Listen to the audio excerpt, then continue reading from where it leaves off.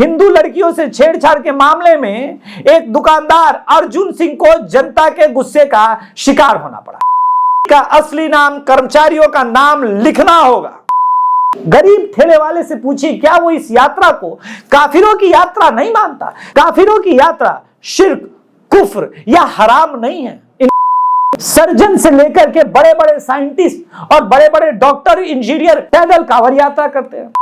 सरकार से नौकरी मांगते तो कांवड़ उठानी नहीं पड़ती। मैं ऐसे कई लोगों को जानता हूं जो पूरे वर्ष का अपना छुट्टी सिर्फ इसीलिए बचाते हैं कि वो कांवड़ यात्रा कर सके। नमस्कार, जय श्री राम। मैं हूं अभिषेक तिवारी और आप देख रहे हैं the Abhishek Tiwari special show. Shravan का माह हिंदू आस्था का, हिंदुओं के विश्वास का एक पवित्र माह। यह माह स्वयं एक पर्व है। यह शिव का पर्व है। श्रावण माह असल में धरती पर लोक जीवन का एक ऐसा अद्भुत पर्व है जो परमानंद की राह पर लेके जाता है, शिव की ओर। शिव जिसके नाम में ही मंत्र है, शिव के नाम में ही आराधना है। शिव की आराधना प्रकृति की उपासना है। शिव ही सृष्टि का अंत और उद्गम भी है। शिव प्रकृति के कण कण में विद्यमान परम तत्व है। मनुष्य की प्रवृत्ति ने जो कुछ भी दिया है वो सारी चीजें शिव को पुनः प्राकृतिक स्वरूप में ही अर्पित की जाती है। इस अर्पण के लिए आस्था से भरे देश में हिंदू नंगे पांव कांवड़ यात्रा करते हैं, सैकड़ों किलोमीटर पैदल चलते हैं, अपने आराध्य की चौखट पर जाते हैं और इनके प्राकृतिक स्वरूप को, गंगा जल को अर्पित करते हैं। पवित्रता और आस्था का प्रतीक यह यात्रा देश के कई शहरों से होकर गुजरती है, जिसमें मुजफ्फरनगर का 240 किलोमीटर का लंबा रूट है। इस रूट में भी कांवड़ यात्रा होती है और शिव भक्त पैदल कांवड़ यात्रा लेके जाते हैं, हरिद्वार नगरी तक जाते हैं। यह मात्र एक यात्रा नहीं होती, एक कठिन तपस्या होती है। इस यात्रा में शिव भक्तों की आस्था और पवित्रता बनी रहे, इसका प्रयास हमेशा से कांवड़ यात्रा में शामिल लोग तो करते ही हैं, लेकिन बार बार प्रशासन ने भी इस पर पवित्रता को बनाए रखने हेतु शुरू से प्रयास किए हैं। दूसरी कांवड़ यात्रा जो मैं लेकर के जाता हूं, बाबा अजगैबी धाम से द्वादश ज्योतिर्लिंग देवघर बाबा वैद्यनाथ तक 115 किलोमीटर की पावन यात्रा होती है, कांवड़ यात्रा होती है। नंगे पांव हम लोग चलते हैं और प्रशासन देखिए, बिहार सरकार देखिए, झारखंड सरकार इसके लिए एक अलग रूट बना देती है। पूरे वर्ष ये एकमात्र ऐसा कांवड़िया रूट है जिसमें पूरे वर्ष कोई ना कोई कांवड़िया एक कांवड़ का जल बाबा वैद्यनाथ पर जलार्पित जरूर किया जाता। अब मुजफ्फरनगर जिला प्रशासन ने इस बार कांवड़ यात्रा के मार्ग पर शिव भक्तों की पवित्रता भंग करने से दशकों से चले आ रहे एक कुसंगित और सामूहिक प्रयास पर नकेल कसने हेतु खाद्य सुरक्षा विभाग का एक पुराना नियम नए सिरे से लागू कर दिया, जिसको लेकर सोशल मीडिया से लेकर के धरातल तक पक्ष और विपक्ष के बीच खलबली मच गई है। जिला प्रशासन के फैसले से मची खलबली ने 24 घंटे के भीतर एक बड़ा राजनीतिक विवाद खड़ा कर दिया, जिसमें अपनी रोटियां सेकने के लिए दनादन राजनीतिक दल कूदने लगे। दरअसल प्रशासन ने कांवड़ यात्रा मार्ग पर सभी खाने पीने की चीजों को बेचने वाले दुकानदार जैसे फल के ठेले, जूस के ठेले, चाय की टपरी, होटल, ढाबे मालिकों को निर्देश दिए कि अपनी दुकानों पर नेम प्लेट दुकान मालिक का लगाएं, कर्मचारियों के असली नाम लिखे, ताकि कांवड़ यात्रा में शामिल भक्त यह तय कर सके किस दुकान से उनको खाने पीने का सामान लेना है। उनकी पवित्रता यात्रा की इससे बनी रहनी चाहिए। किंतु विपक्ष को इसमें सामाजिक भेदभाव, वैमनस्य, अपृष्टता, नारीवाद नजर आने लगा। विवाद खड़ा हो गया। यह बड़े दुर्भाग्य की बात है कि अपने ही देश में, अपनी ही जन्मभूमि पर हिंदुओं को अपने त्योहारों में, अपनी धार्मिक यात्रा में, अपनी धार्मिक यात्राओं की पवित्रता बनाए रखने को लेकर भी अपराध की श्रेणी में गिना जाने लगा। किंतु इसमें कोई आश्चर्य की बात बिल्कुल नहीं है, क्योंकि पिछले कई वर्षों से जिहादी मानसिकता के अलावे वामी, कांगी गिरोह और एलीट हिंदू के एलिमेंट हिंदू त्योहारों और हिंदुओं पर लगातार टारगेट करते रहे। इसी देश में हिंदुओं ने कार सेवा में गोलियां खाई हैं। अमरनाथ की यात्रा तो आज भी संगीन के साए में होती है। रामनवमी की शोभा यात्राएं, दुर्गा सरस्वती गणेश प्रतिमा विसर्जन, विश्वकर्मा मूर्ति विसर्जन की यात्राएं आप देखते हैं प्रतिवर्ष नियमित रूप से पत्थरबाजी का शिकार होती है। किंतु इन सब के उपरांत भी इस देश का सौहार्द कभी नहीं बिगड़ा। इस देश का सौहार्द तब बिगड़ने लगता है जब हिंदू अपने तय करने लगे कि उनके व्रत की, उनके आस्था की, उनकी यात्रा की पवित्रता कैसे बचेगी। आस्था का सम्मान बचाने में अपनी पवित्रता भंग होने का प्रयास करने पर भी यहां पर अनैतिकता का लांछन लगने लगता है। एजेंडाधारियों का प्रोपेगेंडा और राजनीतिक विरोध के दबाव में आई मुजफ्फरनगर पुलिस ने इस आदेश को स्वैच्छिक करार दे दिया। जिहादी समर्थकों के लिए यह एक बड़ी जीत थी, लेकिन इतने पर भी वो संतुष्ट नहीं हुए। वो चाहते हैं ऐसा आदेश जारी करने वाले पुलिस अधिकारी पर भी कार्रवाई हो। लेकिन आंशिक जीत के नशे में झूम रहे गैंग को पता नहीं था कि everyone is gangster until the real gangster arrived. UP police को बैकफुट पर देख करके एंट्री होती है योगी आदित्यनाथ की, उत्तर प्रदेश के मुख्यमंत्री की। और 240 किलोमीटर के कांवड़ मार्ग पर जिस फैसले को लागू करने को लेकर के पुलिस पर दबाव था, मुजफ्फरनगर पुलिस दबाव में दिख रही है, पीछे हटती हुई दिख रही थी। उस निर्णय को योगी आदित्यनाथ की सरकार ने पूरे प्रदेश में लागू कर दिया। सही सुना आपने। अब उत्तर प्रदेश के जिन जिन शहरों से कांवड़ यात्रा होकर के गुजरती है, वहां के सभी दुकानदार, फल सब्जी विक्रेता अपनी दुकान के बाहर नेम प्लेट लगाएंगे। मालिक का असली नाम, कर्मचारियों का नाम लिखना होगा। योगी सरकार ने जो निर्णय लिया है उससे कहीं भी सामाजिक सौहार्द को खतरा नहीं है, नहीं कोई नया या अप्रत्याशित फैसला है। दशकों पुराने फूड सिक्योरिटी कानून में दुकानदारों द्वारा अपना नाम, लाइसेंस प्रमुखता से प्रदर्शित करने को स्पष्ट निर्देश है। सरकार ने इसी नियम को लागू किया है। वास्तव में इस देश के एजेंडाधारियों की यही समस्या है। 10 साल, 20 साल, 50 साल से जो इस देश में कानून बनाए गए थे वो कभी पूरी तरह से लागू नहीं हुए, क्योंकि सेकुलरिज्म है और सेकुलरिज्म की पिपीरी तो बजानी है। उन कानूनों के न लागू होने से जो अव्यवस्था कुव्यवस्था फैली है, उसी अव्यवस्था कुव्यवस्था को एजेंडेधारियों ने एक समुदाय विशेष का अधिकार समझ लिया। इनकी मानसिकता इतनी गंदी हो चुकी है कि देश प्रदेश में कोई संवैधानिक कानून लागू करने पर वह उनको अल्पसंख्यकों पर, मुसलमानों पर अत्याचार कहने लगता है। जिस प्रकार से असदुद्दीन ओवैसी के पेट में इस निर्देश से मरोड़ उत्पन्न हुई है, उसने हम सब के मन में संदेह पैदा कर दिया कि कहीं ना कहीं दाल में अवश्य कुछ काला था, या कहीं ऐसा तो नहीं कि दाल में असल में थूक था। ये क्या मैंने बोल दिया? उनको साबित करना पड़ेगा कि दाल में थूक था। कहीं ऐसा तो नहीं कि व्रत की पवित्रता बनाए रखने के लिए फलों का जो आप जूस पी रहे हैं उसमें थूक हो?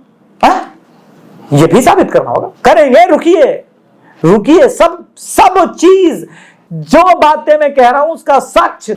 कहीं ऐसा तो नहीं जिस वैष्णव शुद्ध शाकाहारी ढाबे में आप भोजन करने बैठे हो उसमें बिरयानी और दाल एक ही बर्तन में बनती हो?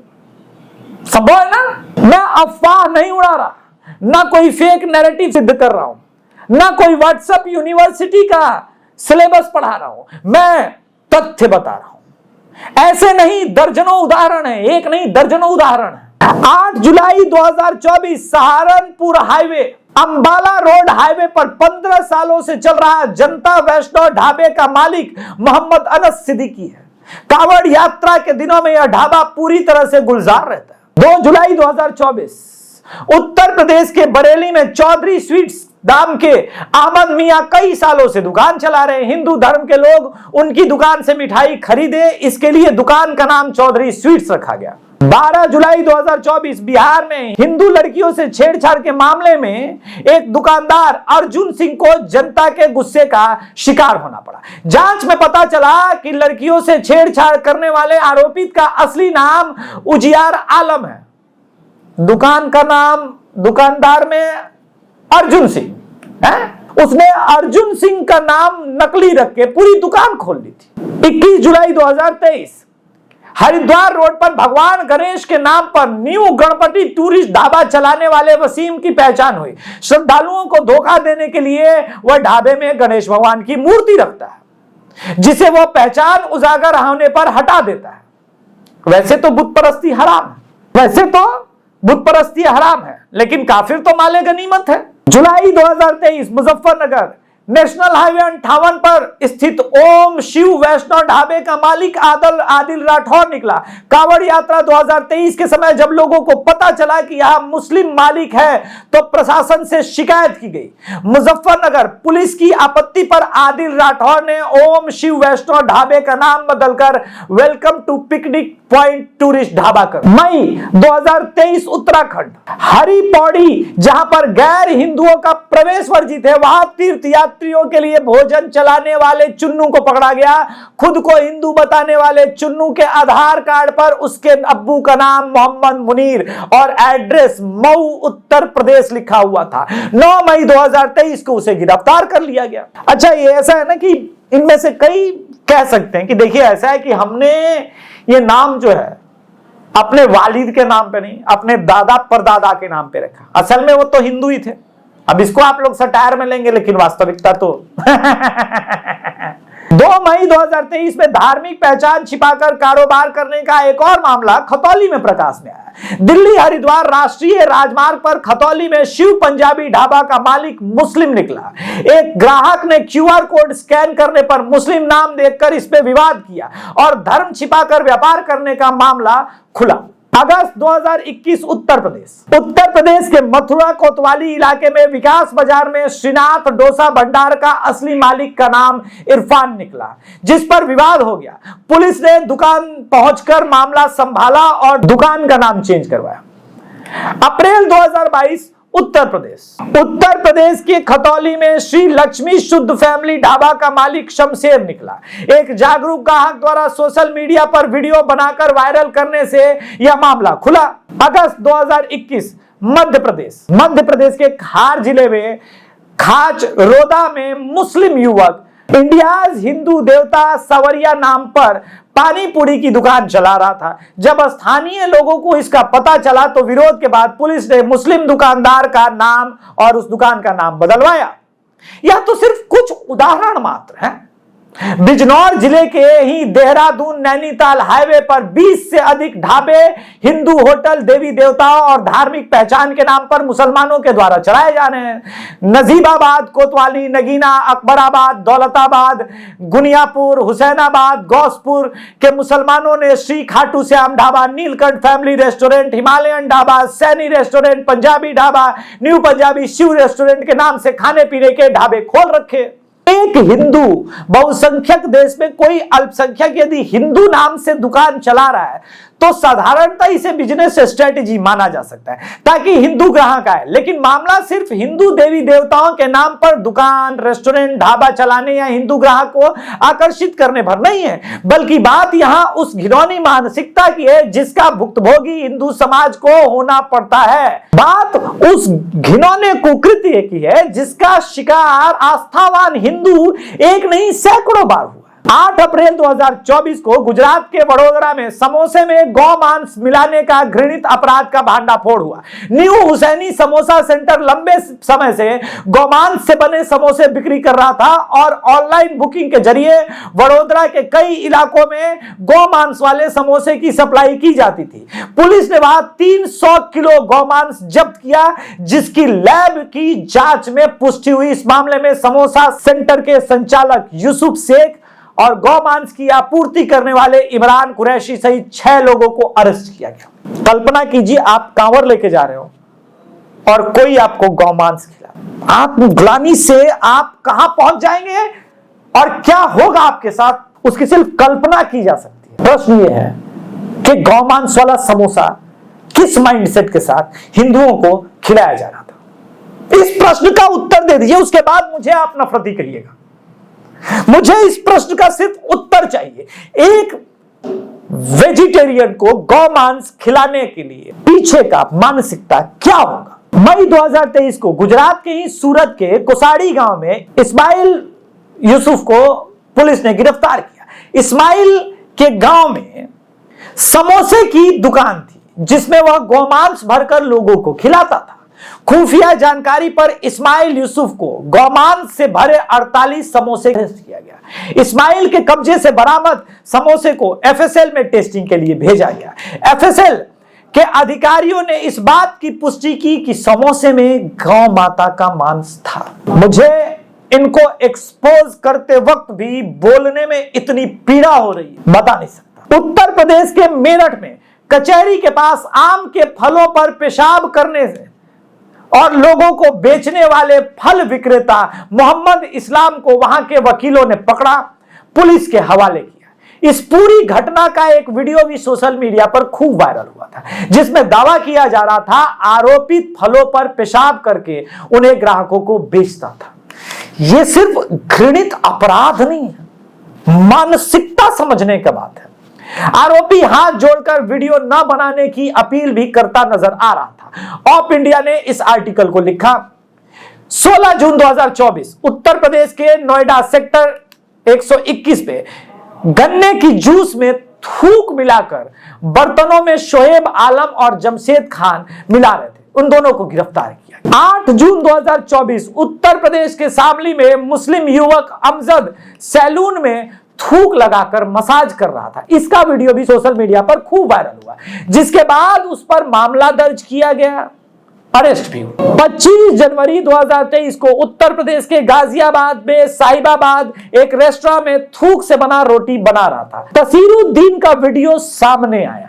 फिर भी सब ऑल इज ओके।